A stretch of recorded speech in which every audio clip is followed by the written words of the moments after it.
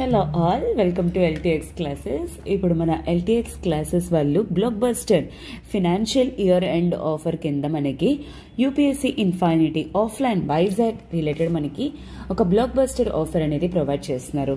అదే usually UPSC infinity offline course అనేది 60,000 rupees worth course అనమాట. కానీ ఇప్పుడు ఇయర్ ఎండ్ ఆఫర్ కింద 48,000 రూపీస్కే ప్రొవైడ్ చేయడం అనేది జరుగుతుంది. ఈ ఆఫర్ అనేది మీకు కేవలం 31st మార్చ్ వరకు మాత్రమే ఉండబోతుంది. అండ్ కోర్స్ మాత్రం మీకు లైఫ్ టైం వ్యాలిడిటీతో రాబోతుంది అనమాట. దీని రిలేటెడ్ మీకు ఏమైనా ఎంక్వైరీస్ కానీ ఉన్నట్లయితే యూ కెన్ కాల్ 7893899553. ఈ నెంబర్ కాల్ చేసి మీ డౌట్స్ క్లియర్ చేసుకుని త్వరగా జాయిన్ అయ్యే ప్రయత్నం అనేది చేయండి. ఎందుకంటే 1st ఏప్రిల్ నుండి మనకి ఏంటంటే కొత్త బ్యాచెస్ అనేవి కూడా స్టార్ట్ అవుతున్నాయి యూపీఎస్సీ ఇన్ఫైనిటీ. సో ఇప్పుడు వైజాగ్ నియర్ బై ఏరియాస్లో ఎవరైతే ఉన్నారో మీకు అందరికీ కూడా ఇది చాలా మంచి ఆపర్చునిటీ అనమాట. Just at the rate of 48,000కే మీకు యూపీఎస్సీ క్లియర్ చేసేంత వరకు కూడాను క్లాసెస్కి మీరు వెళ్లే స్కోప్ అనేది ప్రొవైడ్ చేస్తున్నారు. ఓకేనా? అండ్ అలానే ఆన్లైన్ వాళ్ళకి కూడా ఇదే ఆఫర్ అనేది ప్రొవైడ్ చేయడం అనేది జరుగుతుంది. ఎవరైతే వైజాగ్లో నియర్ బై లేరో ఆన్లైన్ కూడా జాయిన్ అయ్యే స్కోప్ అనేది ఉంది. ఎందుకంటే యూపీఎస్సీ ఇన్ఫైనిటీ మీద కూడా ఈ ఆఫర్ అనేది ప్రొవైడ్ చేస్తున్నారు. యూజువల్లీ 60,000 రూపీస్ ఉండే వర్త్ కోర్స్ అనేది మీకు 48,000 రూపీస్కే ప్రొవైడ్ చేయడం జరుగుతుంది. బట్ ఈ ఆఫర్ అనేది మీకు కేవలం 31st మార్చ్ వరకు మాత్రమే. అండ్ కొత్త బ్యాచెస్ అనేవి కూడా 1st ఏప్రిల్ నుండి స్టార్ట్ అవుతున్నాయి. సో ప్రతి ఒక్కటి కూడా క్రిస్టల్ క్లియర్గా, క్లీన్గా, నీట్గా, ఒకవేళ ప్రతి ఒక్క టాపిక్ కరెంట్ అఫైర్స్తో పాటు స్టాటిక్ రిలేటెడ్ ఏ విధంగా యూపీఎస్సీ అటెంప్ట్ చేయాలి ఏంటి అని ఈచ్ అండ్ ఎవ్రీథింగ్ కూడా మీరు తెలుసుకోవాలనుకుంటే this is the perfect time you need to join. Okay, course అనేది లైఫ్ టైం వ్యాలిడిటీతో రాబోతుంది. Do remember that. అండ్ దీని రిలేటెడ్ మీకు ఏమైనా ఎంక్వైరీస్ కానీ ఉన్నట్లయితే యూ కెన్ కాల్ 7893899553. ఈ నెంబర్ కాల్ చేసి మీ డౌట్స్ అన్ని క్లియర్ చేసుకొని త్వరగా జాయిన్ అయ్యే ప్రయత్నం అనేది చేయండి. And welcome to LTX classes. ఈరోజు 23rd మార్చ్ 2024. ఈరోజు ద హిందూ అనాలిసిస్ అనేది కవర్ చేయబోతుంది Shanti ma'am. Okay, so coming to our beautiful article. So actually నేను ఢిల్లీ ఎడిషన్ చూస్ చేసుకోవడం అనేది జరుగుతుంది. ఈరోజు ఫస్ట్ పేజ్లో మనకి ఏంటంటే అన్ని related to political issues and enforcement directorate Arvind Kejriwal arrest గురించి కానీ, అండ్ అలానే పోల్ బాండ్స్ రిలేటెడ్ ఇవన్నీ కూడా మనం ఆల్రెడీ ప్రీవియస్ క్లాసెస్లో డిస్కస్ చేసుకోవడం అనేది జరిగింది. అండ్ ఇఫ్ అట్ ఆల్ అవి ఎవరికైనా డౌట్ ఉన్నట్లయితే నిన్నటి క్లాస్ చూడండి. దాంట్లో ఎన్ఫోర్స్మెంట్ డైరెక్టరేట్ గురించి కానీ, ఎన్ఫోర్స్మెంట్ డైరెక్టరేట్ అసలు ఏం చేస్తుంది, ఎందుకు కేజ్రీవాల్ గారిని అరెస్ట్ చేయడం అనేది జరిగింది, అండ్ ఆ ఎక్సైజ్ పాలసీ, ఆ లిక్కర్ ఎక్సైజ్ పాలసీ ఏంటి, అసలు ఢిల్లీ గవర్నమెంట్ ఏం చేసింది అని ఈచ్ అండ్ ఎవ్రీథింగ్ గురించి కూడా నేను నిన్న మెన్షన్ చేయడం అనేది జరిగింది. So that actually they in the first page. So అందుకే I skip those all articles and నేను డైరెక్ట్గా ఎడిటోరియల్ అనేది ఫస్ట్ చూస్ చేసుకోవడం అనేది జరిగింది. సో ఇఫ్ అట్ ఆల్ మీరు ఎడిటోరియల్ కానీ అబ్జర్వ్ చేసినట్లయితే this is very important article. మనకి ఏంటంటే పాలిటీ పర్స్పెక్టివ్లో కానీ, ఇంటర్వ్యూలో కానీ, అండ్ అలానే ఏంటి అంటే government policies related in depth analysis చేయడంలో కానీ ఈ ఆర్టికల్ యాక్చువల్లీ మనకి చాలా ఇన్సైట్స్ అనేది ప్రొవైడ్ చేస్తుంది అనమాట. సో అందుకే I thought that this must be the first article అనేది. So the CAA citizenship amendment act. Okay, CAA means Muslim exclusion and the lens of the right. Okay, so actually first of all మీరు ఇది article దేంట్లోకి వస్తుంది ఏంటి అనేది మీరు తెలుసుకోవడం అనేది very very important. Coming to this GS2 polity పర్స్పెక్టివ్లో మనకి పార్ట్ 2 సిటిజన్షిప్ పార్ట్లో చాలా ఇంపార్టెంట్ ఎవ్రీథింగ్. అండ్ అలానే గవర్నమెంట్ తాలూకా పాలసీస్ ప్రోగ్రామ్ ఇంప్లిమెంటేషన్ పార్ట్లోనే మనకి వెరీ ఇంపార్టెంట్ అనమాట. And coming to this even I can tell that even fundamental rights టాపిక్లో కూడా ఇంపార్టెంట్ అనమాట. ఇక్కడ ఒకవేళ మీరు వర్డ్స్ కానీ అబ్జర్వ్ చేసినట్లయితే ఈ సిటిజన్షిప్ అమెండ్మెంట్ యాక్ట్ ఏదైతే ఉందో ముస్లిమ్స్ని ఎక్స్క్లూడ్ చేశారు. అండ్ తర్వాత ఇది యొక్క రైట్ ఇన్ డెప్త్ అనాలిసిస్ అనేది ఈ పర్టికులర్ ఆర్టికల్ తాలూకా కాంటెక్స్ట్ అనమాట. సో అయితే ఆథర్ ఎవరైతే Sheikh Mujibur Rahman is the author of the forthcoming book and political future of Indian Muslims and teachers at Jamia Millia central university న్యూఢిల్లీలోని. సో అయితే ఫస్ట్ ఆఫ్ ఆల్ నేను మీకు కొంచెం బ్యాక్గ్రౌండ్ అనేది ప్రొవైడ్ ప్రొవైడ్ చేస్తాను. వాట్ హ్యాపెండ్ అండ్ తర్వాత ఈ యాక్ట్ అనేది ఏంటి, తర్వాత ఆథర్ ఏం చెప్తున్నారు, ఏం చెప్పాలనుకుంటున్నారు అనేది నేను మీకు క్లియర్గా చెప్తాను. సో వాట్ హ్యాపెండ్ 1947లోని మనకి ఇండియా అండ్ పాకిస్తాన్ అనేది టోటలీ కాకపోయినా to a certain extent religious grounds పైన పార్టీషన్ అనేది జరగడం జరిగింది.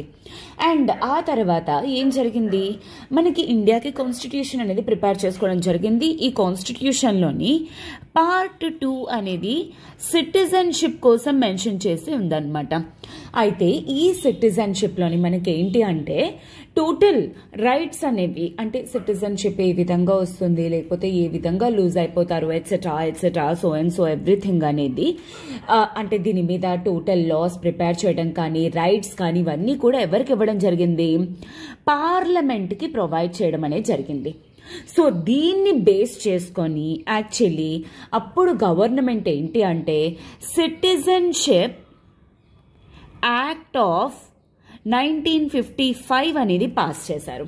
ఓకే, సో దీని బేసిస్ ఏంటి అంటే birth, descent, registration and incorporation of territory, okay, and అలానే న్యాచురలైజేషన్ ప్రాసెస్ ద్వారా, ఈ 5 ప్రాసెసెస్ ద్వారా ఎవరైనా ఇండియన్స్ కాకుండా ఇంకెవరైనా సరే ఇండియన్ కింద కన్వర్ట్ అవ్వాలి, ఇండియన్ సిటిజన్షిప్ అనేది రావాలి అంటే ఈ 5 పద్ధతులు ఉంటాయని చెప్పేసి మెన్షన్ చేయడం అనేది జరిగింది.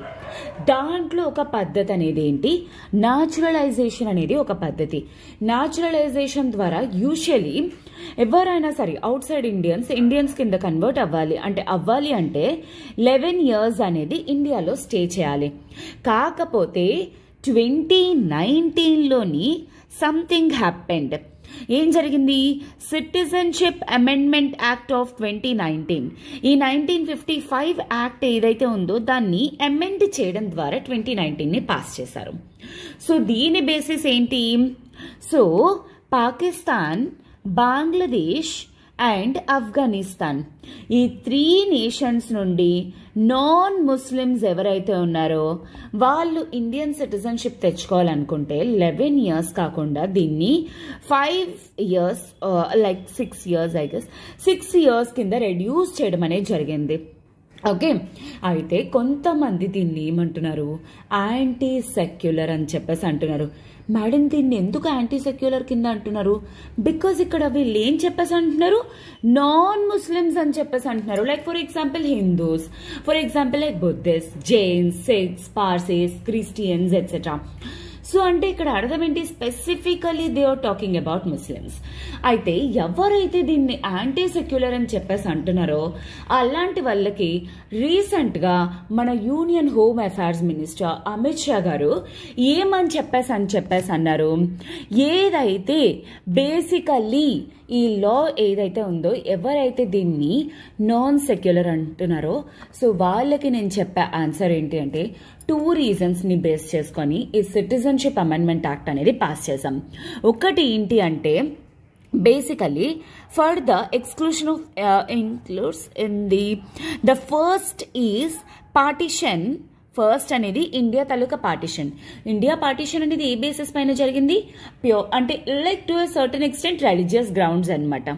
And the second is that as these Muslim countries are officially Islamic states, take for example Pakistan, take for example Afghanistan, take for example Bangladesh, ఈ 3 nations అనేవి కూడాను ఒఫీషియలీ లైక్ ఇండియా ఏ విధంగా అయితే secular nation, why because like ఏ caste అవనియండి, ఏ community అవనియండి, ఏ రిలీజియన్ అవనియండి, అందరికీ కూడా ఇండియాలోకి ఎంట్రీ అనేది ఉండింది. అండ్ ఇండియన్స్ అంటే ఇండియాలోకి ఎంటర్ అయిన తర్వాత పూర్తి రైట్స్ తోటి వాళ్ళు ఉండొచ్చు. కానీ 3 nations ఏవైతే ఉన్నాయో they are basically officially Muslim nations అనమాట. So the case of persecution against Muslims does not arise. అయితే ఏమంటున్నారు, బేసికలీ నాన్ ముస్లిమ్స్కి ఎందుకు ఇస్తున్నాము అంటే వాళ్ళు ఈ 3 particular నేషన్స్లోని పర్సిక్యూషన్ అనేది ఫేస్ చేస్తున్నారు. అయితే మేడం పర్సిక్యూషన్ అంటే ఏంటి, మాస్ కిల్లింగ్స్ అని అర్థం. ఓకే. సో మాస్ కిల్లింగ్స్ అనేవి జరుగుతున్నాయి. బేసికలీ ముస్లిం నేషన్స్లోని ముస్లిమ్స్కి మాస్ కిల్లింగ్స్ అనేవి ఎందుకు జరుగుతాయి? జరగవు కదా, అందుకే వాళ్ళని ఎక్స్క్లూడ్ చేస్తామని చెప్పేసి చెప్పడం అనేది జరిగింది. ఓకేనా. So these are the 2 reasons why basically Amit Shah గారు మెన్షన్ చేశారు who are criticising this citizenship amendment act of 2019. Now here comes the points of author అన్నమాట.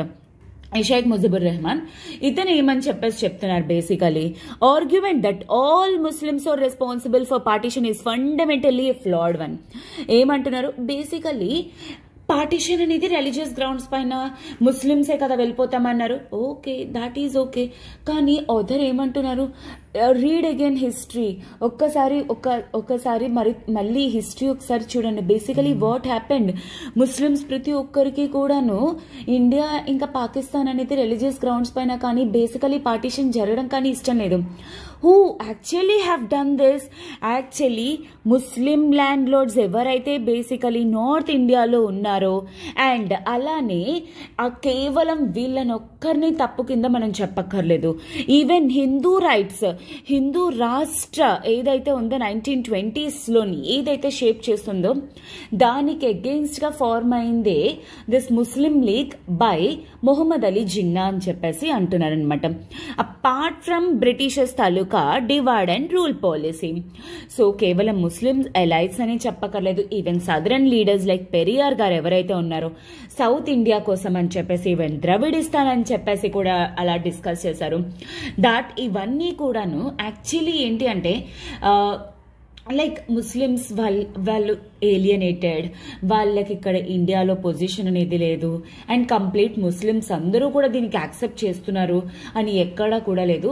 సో దీని వల్ల ఏం అంటే దీని ద్వారా మనకి ఏం అర్థమవుతుందంటే ఎవరో కొంతమంది చేసిన తప్పుకి టోటల్ ఇప్పుడు పాకిస్తాన్, ఆఫ్ఘనిస్తాన్, బంగ్లాదేశ్ ఈ 3 నేషన్స్ తాలూకా ముస్లిమ్స్ అందరికీ కూడా కలిపి పనిష్మెంట్ ఇస్తున్నట్టు అని చెప్పేసి ఆథర్ అనే వాళ్ళు మెన్షన్ చేస్తున్నారనమాట బేసికలీ.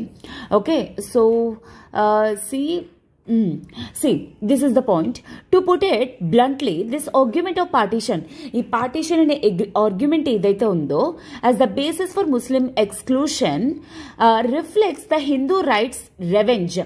అంటే హిందూ రైట్స్ రెవెంజ్, వెంజియన్స్ అంటే ఏంటి, రివెంజ్ అన్నమాట, in the form of collective punishment to all Muslims. So అందరి ముస్లిమ్స్ కి అగెయిన్స్ట్ గా ఉంది, అందరికి కలిపి పనిష్మెంట్ ఇస్తున్నట్టు అని చెప్పేసి చెప్పడం జరిగింది. అండ్ ఇన్ఫాక్ట్ ఇంకొక విషయం కూడా మెన్షన్ చేశారు, a vast number of Muslim masses కానీ ముస్లిం మిడిల్ క్లాస్ వాళ్ళు కానీ ఇన్ఫాక్ట్ వాళ్ళు ఈ న్యూ సిచ్యువేషన్ అంటే కొత్తగా క్రియేట్ అయిన పాకిస్తాన్ కి ఏ విధంగా రియాక్ట్ అవ్వాలని కూడా వాళ్ళు తెలియక ఇన్ఫాక్ట్ వాళ్ళు చాలా కన్ఫ్యూషన్ కూడా అయ్యారు అని చెప్పేసి కూడా చెప్పడం జరిగింది. అండ్ మౌలానా అబ్దుల్ కలాం గారు కానీ అండ్ అలానే ఇన్ఫాక్ట్ చాలా వరకు కూడాను లైక్ టాప్ నేషన్స్ అంటే టాప్ ముస్లిం క్యాండిడేట్స్ ఎవరైతే ఉండేవారో వీళ్ళందరూ కూడా ఇన్ఫాక్ట్ పార్టీషన్ కి అగెయిన్స్ట్ గా కూడా ఉన్నారు. సో కంప్లీట్లీ అంటే ముస్లిమ్స్ వలన విడిపోయింది, సో అందుకే ముస్లిమ్స్ కి ఇవ్వట్లేదు, ఇలాంటి ఆర్గ్యుమెంట్ అనేది నిజం చెప్పాలి అంటే ప్రాపర్ కాదు అని చెప్పేసి ఆథర్ మెన్షన్ చేస్తున్నారు. అండ్ ఇంకొక థింగ్ అనేది ఏంటి, మాస్ పర్సిక్యూషన్ అని చెప్పేసి చెప్పడం జరిగింది. సో ఇక్కడ ఆథర్ ఒకటే పాయింట్ పెట్టారనమాట. సో ముస్లిమ్స్ యాజ్ లైక్ ఇప్పుడు హిందూస్ లోని ఏ విధంగా అయితే డిఫరెంట్ కాస్ట్ అనేవి ఉన్నాయో, like for example Brahmins, Kshatriyas or Shudras etcetera ఎలా అయితే ఉన్నాయో అలానే ముస్లిమ్స్ లో కూడాను షియాస్ అని, సున్నీస్ అని చెప్పేసి అండ్ అలానే ఇన్ఫాక్ట్ అహ్మదియాస్ అని చెప్పేసి అలా డిఫరెంట్ కేటగిరీస్ అనేవి ఉన్నాయి. సో దాంట్లోకి వచ్చేసరికి ఇఫ్ అట్ ఆల్ డిస్కస్ చేస్తే పాకిస్తాన్లో కానీ బంగ్లాదేశ్లో కానీ ఆఫ్ఘనిస్తాన్లో కానీ ఈ అంటే లోవర్ ముస్లిం గ్రూప్స్ ఎవరైతే ఉన్నారో వాళ్ళ మీద ఈ మాస్ ఎగ్జిక్యూషన్స్ అనేవి జరగట్లేదా అని అడుగుతున్నారు. దానికి ఒక ఎగ్జాంపుల్ కూడా పెట్టడం అనేది జరిగింది. ఒక Ahmadiya actually even Nobel prize winnowing Pakistani physicist అనమాట. అతను ఇన్ఫాక్ట్ అహ్మదీ హెరిటేజ్ ని ఫాలో అవుతున్నందుకు ఇన్ఫాక్ట్ ఇతని మీద మాస్ పర్సిక్యూషన్ అనేది కూడా చేయడం జరిగింది. అండ్ అలానే also the argument that India so called secular governments did not address this issue with urgency is also valid. ఈ పాయింట్ని కన్సిడర్ చేయకుండానే టోటల్ ముస్లిమ్స్ అందరినీ కూడా ఒకటే సెక్ట్ కింద తీసేసుకొని ముస్లిమ్స్ అందరినీ కూడా యాక్చువల్లీ ఎవరిని పర్సిక్యూషన్స్ చేయట్లేదు, ఓన్లీ నాన్ ముస్లిమ్స్ మాత్రమే పర్సిక్యూషన్ చేస్తున్నారనే విషయం గవర్నమెంట్ చెప్పడం, ఒక యూనియన్ హోమ్ అఫైర్స్ మినిస్టర్ చెప్పడం అనేది కూడా యాక్చువల్లీ వ్యాలిడ్ కాదు అని చెప్పేసి చెప్తున్నారనమాట. సో బేసికలీ ఇన్ఫ్యాక్ట్ ఈ విషయాల్ని మెన్షన్ చేయడం అనేది జరిగింది. So in this unfolding national debate on CAA, the most unfortunate intervention has been from the Delhi Chief Minister Arvind Kejriwal to abuse asylum seekers who are genuine victims of hardline theocratic politics as criminals is xenophobic అని చెప్పడం జరిగింది. And ఇదేంటి అంటే in fact Aam Aadmi party leaders ambivalence of over how to address the Muslim question and secularism issue that has encouraged him to resort to such xenophobic arguments. In fact, atanu political context loki vellipai political reasons paina maatladutu oka xenophobic condition gurinchi teeskoni raadam anedi jarugutundi. In fact, these all are like very sick points అని చెప్పేసి చెప్పడం అనేది జరుగుతుంది అనమాట. So this is actually in fact what is unfolding slowly and steadily is a comprehensive ideological project అనమాట. స్లోగా అన్ని points అంటే కేవలం సిటిజన్షిప్ అమెండ్మెంట్ యాక్ట్నే కాకుండా ఇన్ఫ్యాక్ట్ ఈ points like Bharatiya Janata party మదారసాస్ని close చేయించడం కానీ, అస్సాంలో ఉత్తరప్రదేశ్లో కానీ, అండ్ దర్గాస్ని కానీ, మస్జిద్స్ని కానీ వీళ్ళందరికీ లీగల్ స్టేటస్ అనేది తీసేయడం కానీ, ఇవన్నీ కూడా కలిపికట్టుగా ఒకవేళ చూస్తుంటే BJP party or this present government ఏదైతే ఉందో ప్రజెంట్ ఇండియాని వాళ్ళు డీ ఇస్లామైజేషన్ చేయాలనుకుంటున్నారు. What is meant by de Islamisation అంటే ముస్లిమ్స్ అనే వాళ్ళే ఇండియాలోని లేకుండా చేయడానికని. అండ్ neither the secular political class nor Muslims have any well crafted political response to it. Okay, so this is what actually the total article. This is such a beautiful article. Although totally అంటే union home minister ఏదైతే reasons or points అనేది put forward చేశారో ఆ పాయింట్స్ని well నోటెడ్గా criticise చేయడం అనేది జరిగింది. But overall these are the points అనమాట. మనకేంటి అంటే పాలిటీ కాంటెక్స్లోనే these points are very important. ఎందుకంటే ప్రతి ఒక్క పాలసీని కానీ యాక్ట్ని కానీ థరోగా మనం చదవడం అనేది వెరీ వెరీ ఇంపార్టెంట్.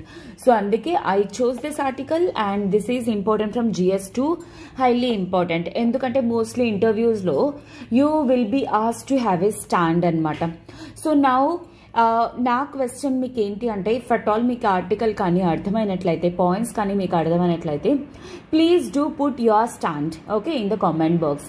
మీరు ఏమనుకుంటున్నారు, ఈ సిటిజన్షిప్ అమెండ్మెంట్ యాక్ట్ ఆఫ్ 2019ని ఏ విధంగా సపోర్ట్ చేస్తారు ఆర్ ఏ విధంగా క్రిటిసైజ్ చేస్తారు. Do remember hour preamble. Okay, so this is my point and I'm moving to the next article. I hope this is very much clear for you. Next article మనకు వచ్చేసరికి ఏంటి అంటే human rights panel registers case against classical dancer. So basically ఇది మనకి ఏ విధంగా important అంటే GS1 art and కల్చర్లో వెరీ వెరీ ఇంపార్టెంట్. అండ్ అలానే GS2లోని మనకి ఏంటి అంటే non okay 1 second statutory bodies, పాలిటీలోని స్టాట్యుటరీ బాడీస్లో వెరీ ఇంపార్టెంట్. ఇక్కడ 2 పర్స్పెక్టివ్స్ అనేది నేను తీసుకొని రావడం అనేది జరిగింది. సో ఇక్కడ ఒకవేళ మీరు ఈ హెడ్డింగ్ కానీ అబ్జర్వ్ చేసినట్లయితే we need to focus upon 2 main points. ఏం జరుగుతుంది ఏంటి అనేది నాకు అనవసరం, బట్ మనకి యూపీఎస్సీలో ఏం ఇంపార్టెంట్ అనేది నాకు important and I want to explain you that thing. ఒకటి ఏంటి అంటే we need to talk about SHRC. Madam SHRC అంటే ఏంటి? State human rights commission. Okay, second one వచ్చేసరికి మనకి ఏంటి అంటే ఇక్కడ హ్యూమన్ రైట్స్ కమిషన్ అనే వాళ్ళు కేసు ఎవరికి అగేన్స్ట్గా, ఒక క్లాసికల్ డాన్సర్కి అగేన్స్ట్గా కేసు అనేది ఫైల్ చేయడం అనేది జరిగింది. ఓకే, ఆవిడ ఎవరు ఇంతకీ వచ్చేసరికి ఏంటి అంటే this is she belong to like something like Mohini Attam. Okay, Mohini Attam which is a dance style అనమాట. ఓకేనా? సో ఈ 2 పర్స్పెక్టివ్స్ మనం తెలుసుకోవడం అనేది వెరీ ఇంపార్టెంట్ అనమాట. So you must know about something. అసలు బేసికలీ హ్యూమన్ రైట్స్ అంటే ఏంటి? మానవ హక్కులు అనమాట. ఫర్ ఎగ్జాంపుల్ లైక్ ఏంటి అంటే ఇప్పుడు ఎవరైనా సరే నేను ఒక ప్లేస్కి వెళ్తున్నాను, ఆ ప్లేస్లో నన్ను రానివ్వకుండా ఆపుతున్నారు ఆన్ ది బేసిస్ దట్ నేను అమ్మాయిని అనే జెండర్ బేసిస్ చేసుకొని, లేదు అంటే ఫర్ ఎగ్జాంపుల్ లైక్ నేను ఈ పర్టికులర్ కాస్ట్, ఈ పర్టికులర్ కమ్యూనిటీ అని చెప్పేసి నన్ను ఈ పని చేయనివ్వట్లేదు. సో ఇలాంటివన్నీ కూడా బేసికలీ ఏంటి, we all are born like without any అంటే ఏ కండిషన్స్ కానీ రెస్ట్రిక్షన్స్ కానీ లేకుండా పుట్టాం, అందరూ సమానంగానే పుట్టాం. అలాంటప్పుడు ఒకరిని ఎలౌ చేసి ఇంకొకరిని ఎలౌ చేయకుండా అలాంటివన్నీ కూడా ఏంటి, మానవ హక్కుల్ని వయోలేట్ చేయడం అనమాట. సో ఇలాంటివన్నీ కూడా జరగకుండా ఉండాలి అని చెప్పేసి, ప్రొటెక్షన్ కోసం అని చెప్పేసి అండ్ ఈ కేసెస్ అనేవి చూడడానికి అని చెప్పేసి పార్లమెంట్ ఏం చేసింది, 1993లోని okay protection of human rights act of 1993 అనేది పాస్ చేయడం అనేది జరిగింది. సో ఈ పర్టికులర్ యాక్ట్ అనేది 2 బాడీస్ని క్రియేట్ చేసింది. ఒకటి national human rights commission and ఇంకొకటి స్టేట్ హ్యూమన్ రైట్స్ కమిషన్. ఈ నేషనల్ హ్యూమన్ రైట్స్ కమిషన్ ఏదైతే ఉందో ఈ బాడీ అనేది టోటల్ ఇండియా లెవెల్ కోసం, వేరాస్ ఈ ఎస్హెచ్ఆర్సి స్టేట్ హ్యూమన్ రైట్స్ కమిషన్ ఏదైతే ఉందో this is for every state అనమాట. ఏ స్టేట్ ఇష్యూస్ అనేవి ఆ స్టేట్లో ఇమ్మీడియట్గా సాల్వ్ చేయడం కోసం అని చెప్పేసి ఈ బాడీని క్రియేట్ చేయడం అనేది జరిగిందనమాట. ఓకేనా? సో ఏంటి నేను ఇక్కడ మీకు ఏమని చెప్పాను, స్టాట్యూటరీ బాడీస్లో చెప్పాను. బేసికలీ ఎప్పుడైనా సరే యాక్ట్ ద్వారా ఒకవేళ ఏ బాడీ అయినా క్రియేట్ అయినట్లయితే అలాంటి బాడీస్ని ఏమని అంటాము, స్టాట్యూటరీ బాడీస్ అని చెప్పేసి చెప్తాం అనమాట. ఏవైతే కాన్స్టిట్యూషన్లో మెన్షన్ చేస్తున్నాయో వాటిని కాన్స్టిట్యూషనల్ బాడీస్ అని చెప్పేసి అంటాం. For example like election commission article 324 base చేసుకొని క్రియేట్ చేయడం అనేది జరిగింది, అందుకే కాన్స్టిట్యూషనల్ బాడీ. వేరాజ్ ఈ protection of human rights act of 1993 కింద దీన్ని క్రియేట్ చేయడం అనేది జరిగింది, అందుకే దీన్ని ఏమని చెప్పేసి అంటాము, స్టాట్యూటరీ బాడీ కింద మనం మెన్షన్ చేస్తామన్నమాట. ఓకేనా? So that is what. And ఈ స్టేట్ హ్యూమన్ రైట్స్ కమిషన్లోకి వచ్చేసరి ఈ మెంబర్స్ని అపాయింట్ చేయటం కానీ ఆర్ వీళ్ళ తాలూకా ఎవ్రీథింగ్ సాలరీ కానీ ఎట్సెట్రా అదంతా కూడాను స్టేట్ చేతుల్లో ఉంటుందన్నమాట. అపాయింట్ చేయడం అనేది ఎవరు చేస్తారు, గవర్నర్ చేస్తారు. బట్ అపాయింట్మెంట్ అనేది గవర్నర్ చేసినా సరే రిమూవల్ ప్రొసీజర్ మాత్రం ఎవరు చేస్తారు, ప్రెసిడెంట్ అనేవాళ్ళు చేస్తారు. That you need to remember. ఓకేనా? So this is all about state human rights commission అనమాట.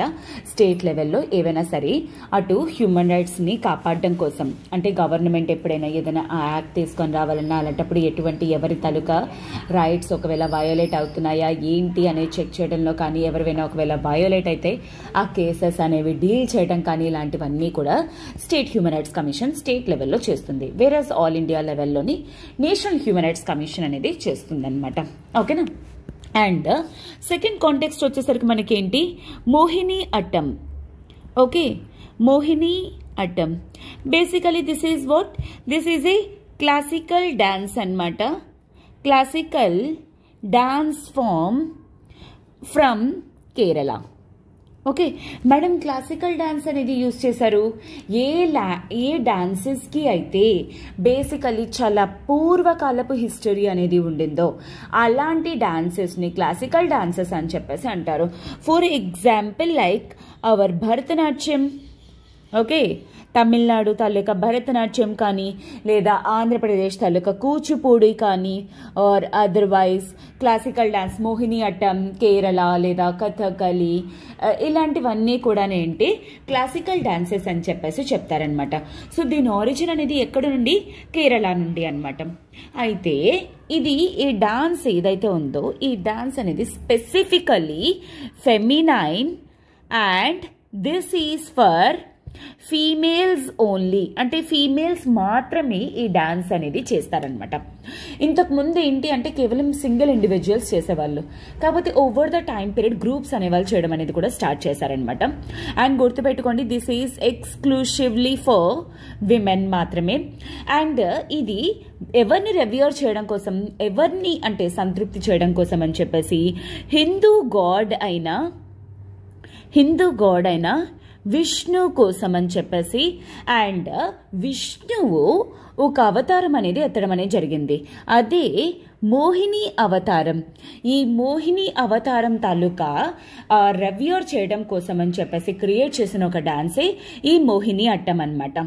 అండ్ ఈ డాన్స్ అనేది actually this is famous for shringara, like అంటే ఎరోటిక్ రిప్రజెంటేషన్ కోసం అని చెప్పేసి కూడా, అంటే దేన్ని రిప్రజెంట్ చేయడానికి, డివైన్ లవ్, ఓకే, గాడ్ తాలూకా ప్యూర్ లవ్ ని రిప్రజెంట్ చేసే డాన్సే ఇది అని చెప్పేసి చెప్తారనమాట. సో దీని తాలూకా రెఫరెన్స్ అనేది something around 2nd to 3rd century తాలూకా ఏడి టైం పీరియడ్లోని ఎస్పెషల్లీ తమిళ్ ఎపిక్ తాలూకా శిలప్పధికారంలో మెన్షన్ చేసి ఉంది. శిలప్పధికారంలో మెన్షన్ చేసి ఉండిందనమాట. అండ్ కొంతమంది అంటారు లైక్ లేటర్ 18th centuryలో ఎవాల్వ్ అయ్యింది అని చెప్పేసి సంథింగ్ అరౌండ్ సమ్ బిలీఫ్ అనమాట. అండ్ ఇది వచ్చేసరికి బేసికలీ మోహిని అట్టం డాన్స్ అనేది లాస్యా స్టైల్ కోసం, అంటే లాస్యా స్టైల్ అంటే వెరీ గ్రేస్ఫుల్గా మూమెంట్స్ అనేవి అండ్ బాడీని కూడా ప్రాపర్గా మూవ్ చేస్తూ ఫెమినైన్ టెండర్ గ్రేస్ఫుల్ మూమెంట్స్ తోటి డాన్స్ అనేది చేయడం అనేది చేస్తుంది అనమాట. ఓకే, సో యాక్చువల్లీ ప్రీవియస్గా మనకి ఇలాంటి బేసిస్ క్వశ్చన్స్ అనేవి మనకి చాలాసార్లు రిపీట్ అవ్వడం అనేది జరిగింది. That is the reason why I choose this article.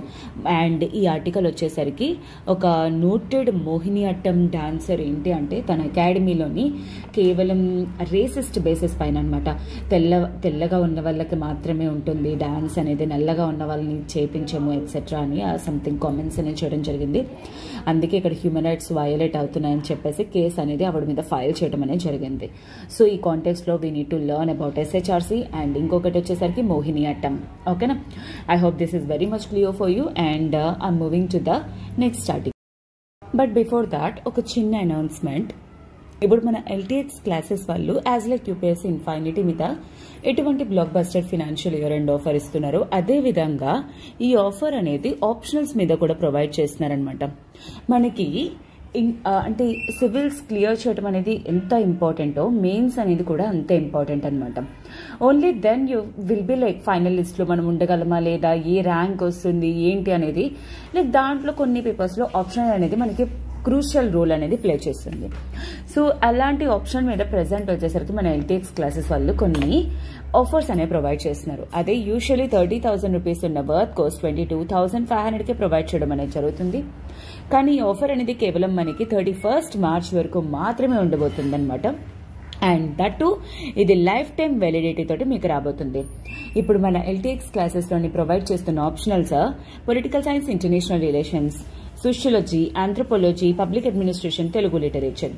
So త్వరగా జాయిన్ అయ్యే ప్రయత్నం చేయండి. ఎవరైతే ఆప్షనల్స్ అనేవి త్వరగా ఫాస్ట్గా క్లియర్ చేసి రివిజన్స్ అనేవి మల్టిపుల్ టైమ్స్ ఎవరైతే ఇవ్వాలనుకుంటున్నారో అండ్ దీని రిలేటెడ్ మీకు ఏమైనా ఎంక్వైరీస్ కానీ ఉన్నట్లయితే యూ కెన్ కాల్ 7893899553. ఈ నెంబర్ కాల్ చేసి మీ డౌట్స్ అనేవి క్లియర్ చేసుకొని త్వరగా జాయిన్ అయ్యే ప్రయత్నం అనేది చేయండి. Moving to the next article, that is India now eyes Africa for critical minerals అన్నమాట. సో ఇఫ్ అట్ ఆల్ మీరు అబ్జర్వ్ చేసినట్లయితే ఈ ఆర్టికల్ నేను చూస్ చేసుకోవడానికి గల మెయిన్ రీజన్ ఏంటి అంటే ఇక్కడ యూజ్ చేసిన one of the key words that is critical minerals అన్నమాట. ఇది మనకి దేంట్లో ఇంపార్టెన్స్ అనేది వస్తుంది. For example like GS paper 1లో మనకి మినరల్స్ అండ్ ఎనర్జీ రిసోర్సెస్ అనే టాపిక్లోని అండ్ అలానే GS3 ఎకానమీ పర్స్పెక్టివ్లోని మనకి హైలీ ఇంపార్టెంట్ అన్నమాట. అయితే ఈ ఆర్టికల్ తాలూకా మెయిన్ కాంటెక్స్ట్ అనేది ఏంటి, ఇప్పుడు ఇండియా అనేది అపార్ట్ ఫ్రమ్ ఇండియాలోనే కాకుండా ఎస్పెషల్లీ ఆఫ్రికా వైపు టర్న్ అవుతుంది. దేనికోసం, క్రిటికల్ మినరల్స్ కోసం అని చెప్పేసి అనమాట. అయితే ఇంతకీ ఈ క్రిటికల్ మినరల్స్ అంటే ఏంటి? ఫస్ట్ ఆఫ్ ఆల్ ఇవేంటి అంటే ఏ మినరల్స్ అయితే ఫర్ ఎగ్జాంపుల్ లైక్ ఏదైనా ఒక XYZ mineral or ABC mineral అని తీసుకుంటాము. ఏ మినరల్స్ అయితే ఒక కంట్రీకి బోత్ ఎకనామిక్ డెవలప్మెంట్ కోసం అలానే నేషనల్ సెక్యూరిటీ కోసం ఏవైతే ఇంపార్టెంట్ అనిపిస్తాయో అలాంటి మినరల్స్ని సెంట్రల్ గవర్నమెంట్ అనేది క్రిటికల్ మినరల్స్ కింద డిక్లేర్ చేస్తుంది అనమాట. ఓకేనా. సో బేసికలీ ఏంటి అంటే ఎప్పుడూ కూడా ఏ మినరల్స్ అయితే కంటిన్యూస్ ఆ మినరల్ సప్లై అనేది ఉండాలి, వాటికి సప్లై చైన్ మిస్మేనేజ్మెంట్ అనేది రాకూడదు ఎట్సెట్రా, అలాంటివి ఏవైతే ఉంటున్నాయో అలాంటి మినరల్స్ని క్రిటికల్ మినరల్స్ కింద కన్సిడర్ చేస్తారనమాట. ఓకేనా. సో ఫర్ ఎగ్జాంపుల్ లైక్ దీని డిక్లరేషన్ అనేది ఎవరు చేస్తారు? సెంట్రల్ గవర్నమెంట్ అనేది చేస్తుంది. అయితే మేడం దీనికి ఏమైనా కండిషన్స్ బేసికల్లీ ఉంటాయా? నో. ఎప్పుడు ఏ టైంలో అయితే అంటే మార్కెట్ డైనమిక్స్ బట్టి, ఓకే, మార్కెట్ డైనమిక్స్ బట్టి ఏ మినరల్ అయితే అవైలబిలిటీ తక్కువలో ఉంటుందో, ఏ మినరల్కి ఎక్కువ ఇంపార్టెన్స్ అటు ఎకనామిక్ డెవలప్మెంట్ కానీ ఎట్సెట్రా ఏవైతే ఉంటాయో అలాంటి మినరల్స్ని క్రిటికల్ మినరల్స్ కింద డిక్లేర్ చేస్తారనమాట. సో యాజ్ ఆఫ్ నౌ మనకి ఇండియాకి వచ్చేసరికి ఏంటి అంటే సెంట్రల్ గవర్నమెంట్ అనేది డిక్లేర్ చేస్తుంది క్రిటికల్ మినరల్స్ని.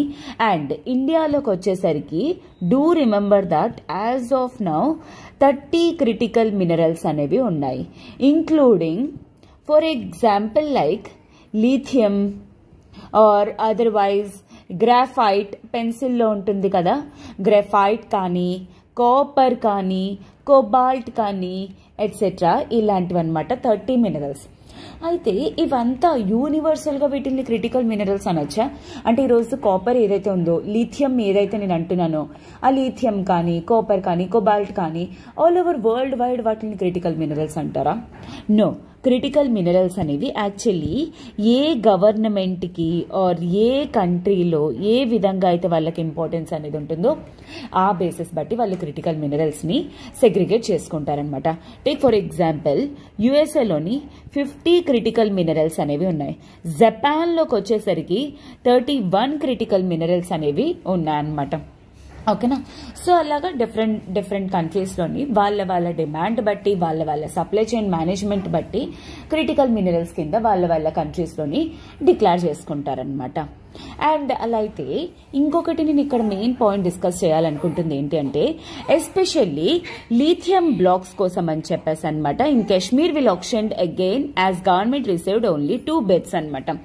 ఇక్కడ మనకి critical minerals including lithium are crucial for electric vehicle batteries and for India's decarbonization mission. Especially ఏ మినరల్ కోసం డిస్కస్ చేయడం అనేది జరిగింది? లిథియం కోసం డిస్కస్ చేయడం అనేది జరిగిందనమాట. టేక్ ఫర్ ఎగ్జాంపుల్ లైక్ మనం బ్యాటరీస్లోని మనం యూజ్ చేస్తాం అంటే మన మొబైల్స్లో కానీ ట్యాబ్స్లో కానీ బ్యాటరీస్ అనేవి ఉంటాయి. బట్ అవి వేటితో కంప్రైజ్ అయ్యి ఉంటాయి? లిథియం అయాన్ బ్యాటరీస్ అన్నమాట. అయితే దీనివల్ల ఏంటి? కార్బన్ డైఆక్సైడ్ ఎమిషన్స్ అనేవి రెడ్యూస్ అవుతాయి. సో ఇండియా తాలూకా అంటే ఎలక్ట్రిక్ వెహికల్స్ అనేవి ఇంప్రొవైజ్ అవ్వాలన్నా ఇండియా డీకార్బనైజేషన్, ఎందుకు అంటే ఇండియా అనేది 2070 కల్లా సరే కార్బన్ న్యూట్రల్ ఎకానమీ కింద అవ్వాలనుకుంటుంది. ఇవన్నీ అచీవ్ చేయాలి అంటే లిథియం అనేది వెరీ ఇంపార్టెంట్. అండ్ దీనికోసం అని చెప్పేసి నౌ అపార్ట్ ఫ్రమ్ ఇండియాలోని జమ్మూ అండ్ కాశ్మీర్ రీజన్లో కాకుండా ఆఫ్రికా సైడ్ మనం చూస్తున్నాము in order to get this blocks అనమాట. ఓకేనా.